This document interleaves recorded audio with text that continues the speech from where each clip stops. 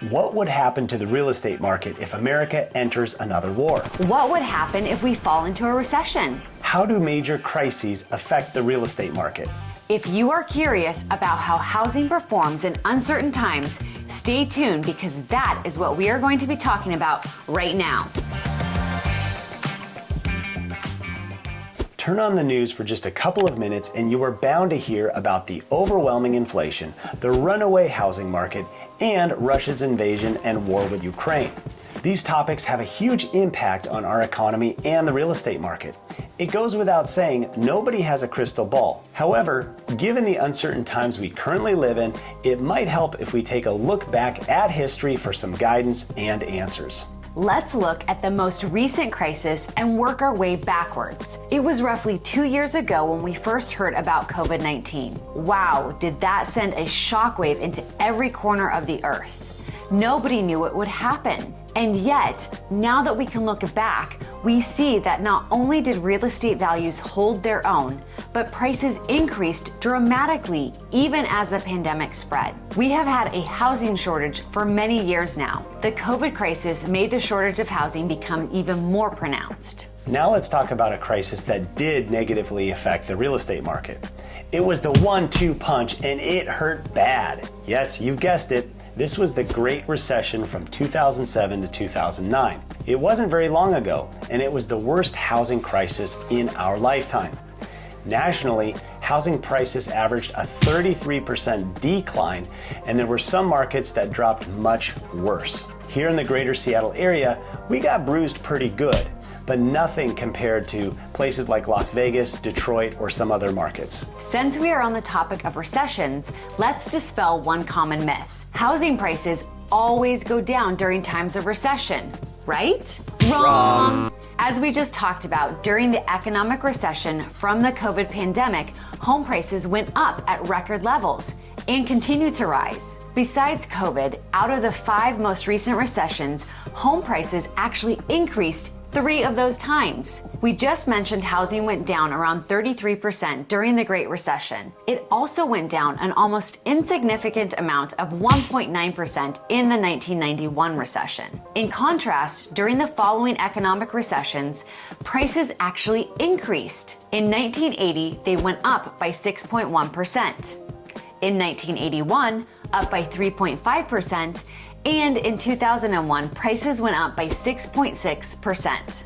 Hi everyone, my name is Sterling. And my name is Jess. We are real estate brokers with Sterling team at Berkshire Hathaway Home Services, serving the greater Seattle area. Okay, but what effect does war have on the real estate market? Real estate must go down during times of war, right? Not necessarily. Based on our research, oftentimes when the United States is at war, real estate values have actually increased. You see, war is expensive. It can create a lot of jobs and inflation, both of which have an effect on increasing property values. Take, for instance, World War II.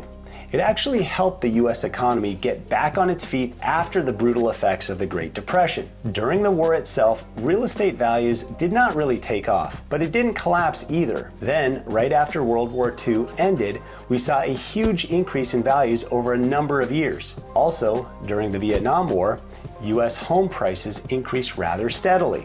Not every war provides an increase in values. During the Gulf War, from 1990 to 1991, prices did decline a bit. During the Iraq War, from 2003 to 2011, real estate values increased for the first few years, but then went down the last few years of that war. So what does all this mean? Well, let's go over some key points and takeaways. Number 1, the real estate market is fluid and constantly changing, but not all crises or recessions have a negative effect on real estate. Oftentimes, real estate actually goes up in value despite economic recessions or war. Just think about the psychological impact. During COVID, when things were shut down, when you had to wear a mask everywhere, and social gathering was limited, what place became most important? Home.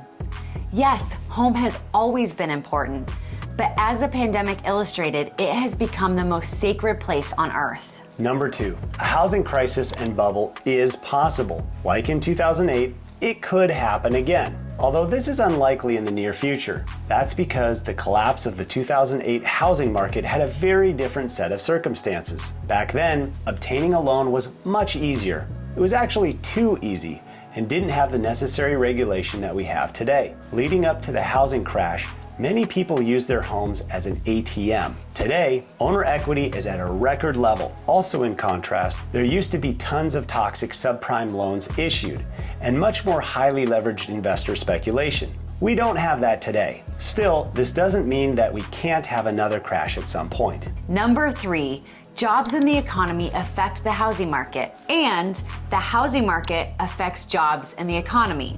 This is all intertwined. Sure, there have been real estate dips, slowdowns, and periods of stagnation, but it has always bounced back, and then some. Take a look at this graph. It shows the market has steadily risen over time.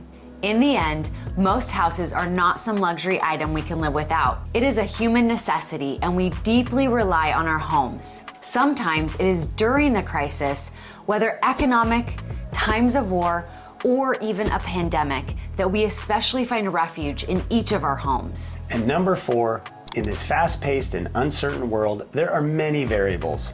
Nobody can guarantee what the housing market will do, but we'll do our best to keep you up to date with helpful information regarding the greater Seattle real estate market. That's why you definitely want to click that like and subscribe button if you want to stay in the know.